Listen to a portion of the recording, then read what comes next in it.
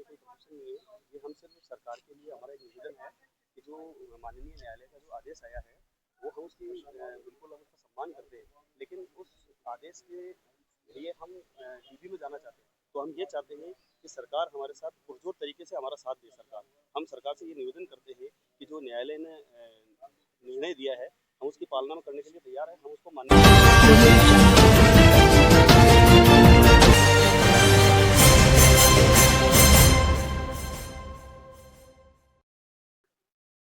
Sir, हमारा ये कोई प्रमोशन नहीं है। ये हम सिर्फ सरकार के लिए हमारा एक निवेदन है कि जो माननीय न्यायालय का जो आदेश आया है वो हम उसकी बिल्कुल हम उसका सम्मान करते हैं, लेकिन उस आदेश के लिए हम डीबी में जाना चाहते हैं। तो हम ये चाहते हैं कि सरकार हमारे साथ पुरजोर तरीके से हमारा साथ दे। सरकार, हम सरकार से ये निवेदन करते हैं कि जो न्यायालय ने निर्णय दिया है हम उसकी पालना में करने के लिए तैयार हैं, हम उसको मानने के लिए तैयार हैं, लेकिन उसमें ये बताया गया है कि जो बाकी के कैंडिडेट हैं उनके 7 साल 8 साल का क्या होगा उसके बारे में नहीं बताया। 7 साल मैंने मेहनत करी। मैं पहले पटवारी था, पटवारी के बाद में मैंने वीडियो ज्वाइन किया, वीडियो के बाद में मैं सब इंस्पेक्टर में आया। तो सब इंस्पेक्टर में मैंने आने के बाद 4 साल 5 साल तैयारी करी, उसके बाद 2 साल ट्रेनिंग हो गई, तो 6 साल 7 साल हमारे वैसे ही खराब हो गए। अब ये कह रहे हैं कि भाई दोबारा आप एग्जाम दे दो।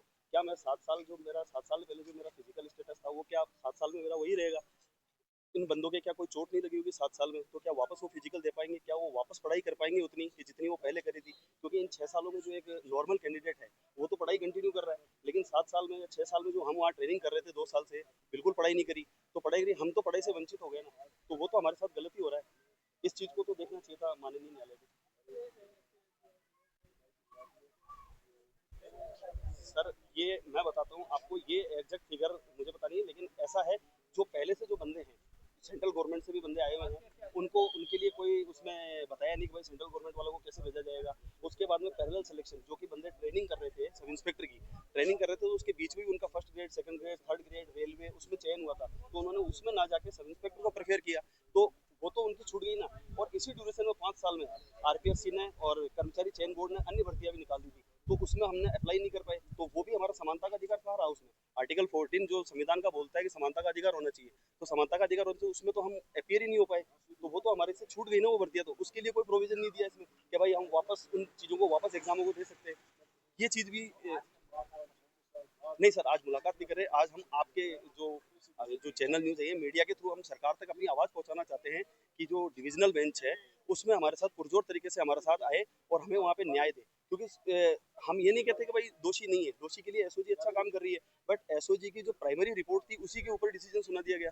कम से कम अपराधी जब तक घोषित ना हो जाए, उसका पूरा रिजल्ट ना दिख जाए, तब तक तो नहीं हो सकता। और आरपीएससी वो कहते हैं कि हमने 8 लाख लोगों के साथ न्याय किया, जबकि आरपीएससी का सीधा सा रूल है कि मिनिमम क्वालिफिकेशन मार्क्स होते हैं 50%, वो जब तक सबके नहीं मिलते तब तक कोई क्वालिफाई नहीं कर सकता। 8 लाख ने फॉर्म भरा, 4 लाख ने एग्जाम दिए, 4 लाख ने एग्जाम दिए, उसमें से 20,000 ही क्वालिफाई कर पाए। तो 8 लाख लोगों के साथ कहाँ निर्णय किया है? वो तो 20,000 ही बंदे हैं ना जिन्होंने मिनिमम क्वालिफिकेशन मार्क्स 50% प्राप्त किया है, बाकी तो उसके लिए क्वालिफाई नहीं कर पाए थे। तो गलत तो हमारे साथ हो रहा है ना। हमने 50% मार्क्स प्राप्त करने के बाद भी, ट्रेनिंग करने के बाद भी हमें घर बैठाया जा रहा है, तो ये तो हमारे साथ अन्याय हो रहा है। हमारे साथ कुछ गरीब बच्चे ऐसे हैं, हम हैं गरीब, जो हमारे माता पिता किसान हैं, किसान परिवार अपनी ज़मीन मतलब कैसे करता है, ये सारी चीज़ों से हम सब गुजरे। तो हम उन चीज़ों से आहत हैं। हम यही चाहते हैं कि सरकार हमारे साथ रहे और सरकार हमारे साथ पुरजोर तरीके से डीबी में हमारे साथ लड़े। मेरा हरेंद्र सिंह चौधरी। हम ये कहना चाहते हैं कि जो फैसला आया है वो हमारे तो खिलाफ है बिल्कुल भी।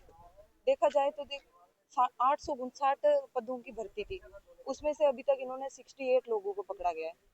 और बाकी जो बचे हुए कैंडिडेट है उनका क्या होगा? अगर इनको न्याय भी करना है, न्यायालय का काम न्याय करना है, अगर इनको न्याय करना है तो सबके साथ न्याय करो। ये कौन सा न्याय हुआ? हम इस फैसले के खिलाफ है।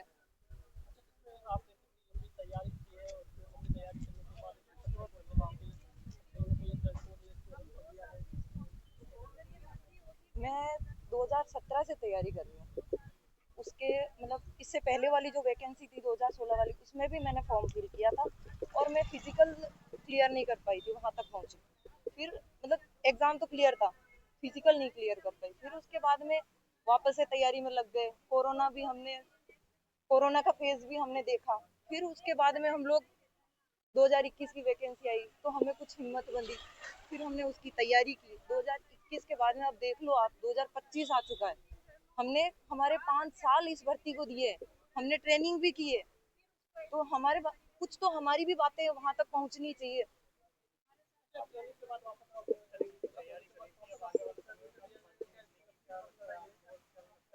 अब जहां तक लड़ाई लड़ सकते हैं वहां तक हम लड़ेंगे।